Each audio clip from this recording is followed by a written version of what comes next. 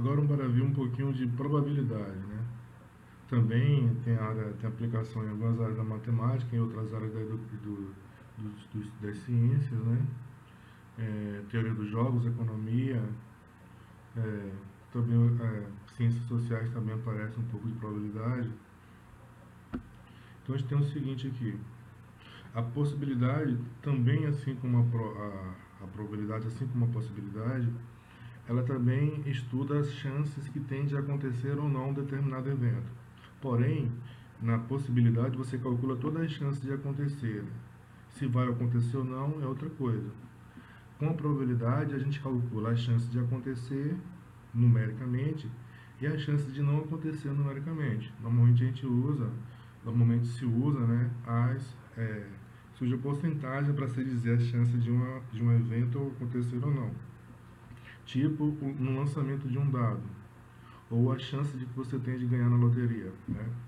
Quanto mais números você jogar, mais chances de você tem de ganhar. Por quê? Ainda assim, as chances são pequenas. Por que isso acontece? Então, tudo isso é possível calcular. É, é, é, meteorologia, né? Amanhã tem a previsão de chover. Como é que ele sabe que amanhã se tem essa previsão e as chances que tem, né? Eleição. O candidato tem 50% de ganhar. Como é que a gente faz esse cálculo probabilístico, né? Então a gente tem a aplicação e aí a única diferença aqui agora é que a gente vai trabalhar, calcular as chances de acontecer ou não. Se a gente sabe a chance que tem de acontecer, a gente sabe a chance que tem de não acontecer. Quando você trabalha com possibilidades ou análise combinatória, você analisa todas as chances que tem de acontecer.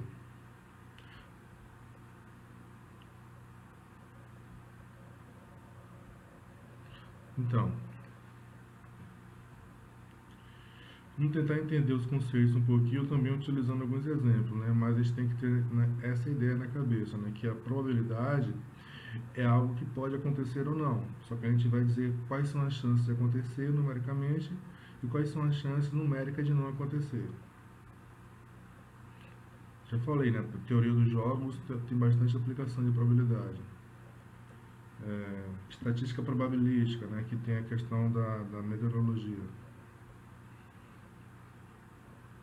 A gente falou no caso do lançamento de uma moeda, né? Qual é a chance de ser cara ou coroa? Da face voltada para cima ser cara ou coroa? É claro que dependendo da superfície onde você está jogando a moeda, pode ser que tenha chance também dela cair totalmente em pé, nem do lado cara nem do lado coroa.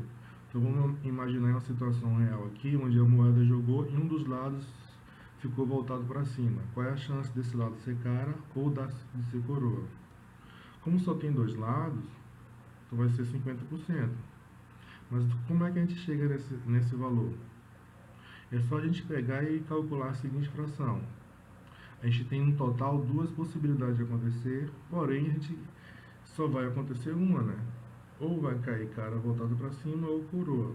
Então você tem uma chance em duas. Você tem a fração 1 sobre 2, que é igual a 0,5, multiplicando por 100, você tem 50% de chance de ser cara ou de ser coroa.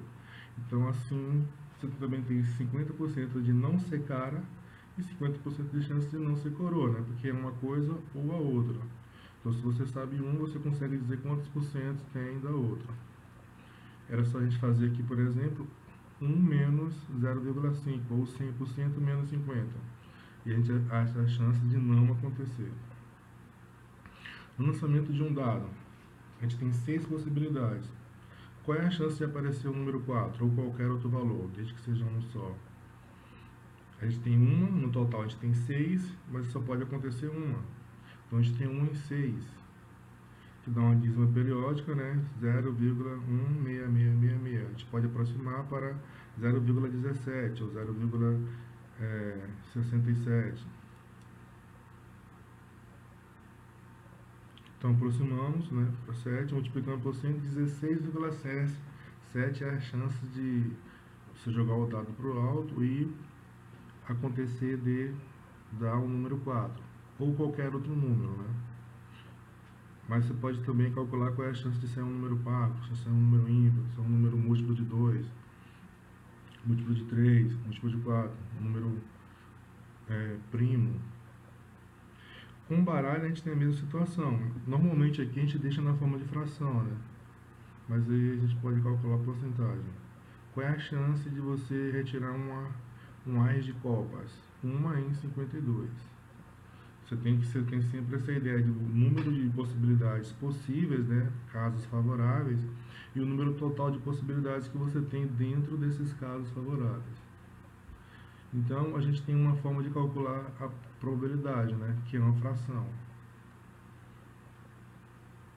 E se eu quiser saber, como eu disse, a chance de não acontecer, a gente faz 1 menos o valor que tem de acontecer, a gente acha a chance de acontecer. Então, a gente tem aqui qual é a probabilidade, né, de não... Aqui está errado, né? A probabilidade. Qual é a chance de não ser o número 6? 1 menos 0,176, que é o valor que tem de chance de acontecer.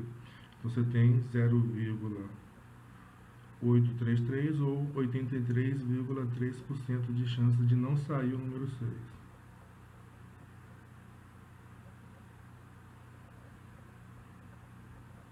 Então,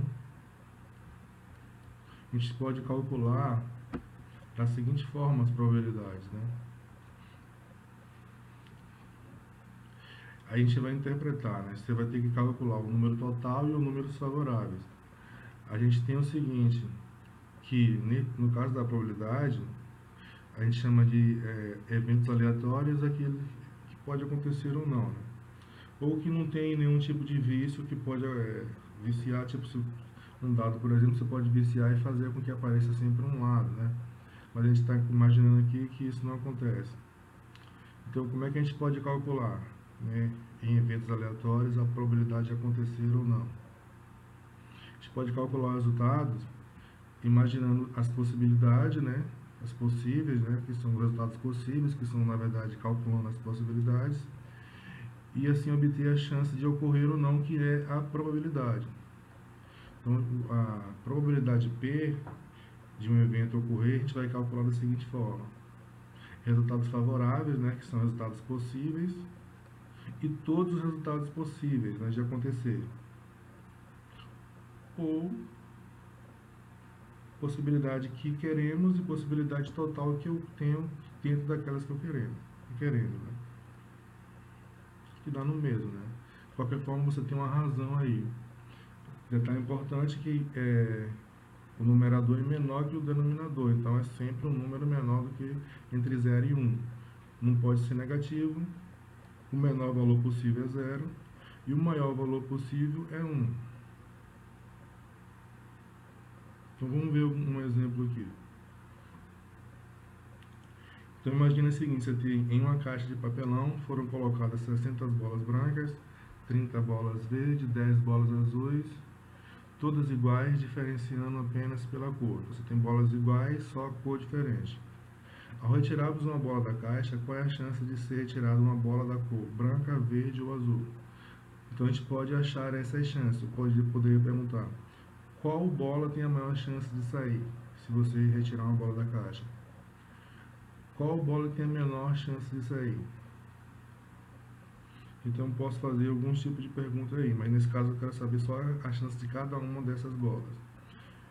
Então, sim, no total, ou seja, o meu total de possibilidades é 100. Você tem 60 bolas brancas, 30 verdes, 10 azuis. Então você tem 100 possibilidades de tirar de bolinhas na caixa.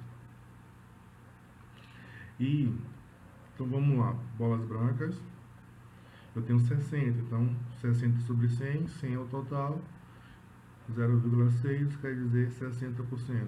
Bolas verdes, você tem 30, 30 sobre 100, 0,3 multiplicando por 100, 30%. Verdes, 10 por 100, 0,10, 10 vezes 100, 10%. Então você tem aí bolas brancas 60, azul, verdes 30 e verdes 10%. Então vamos imaginar agora uma outra situação. Você lançou um dado comum. Qual é a probabilidade de se obter na face voltada para cima um número primo? Então vamos analisar quais são as chances favoráveis e quais são as chances totais. Então você tem no total 6 possibilidades, é um dado. Dentro dessas 6 possibilidades, quais delas são números primos?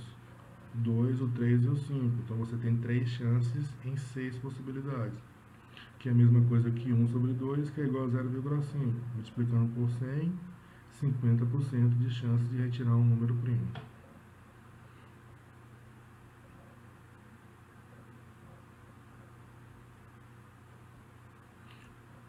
Então, e agora a gente tem uma atividade da página 148 até a página 55. Vamos ver pelo menos uma dessas atividades aí, porque as outras são bastante repetitivas. Então, bora lá.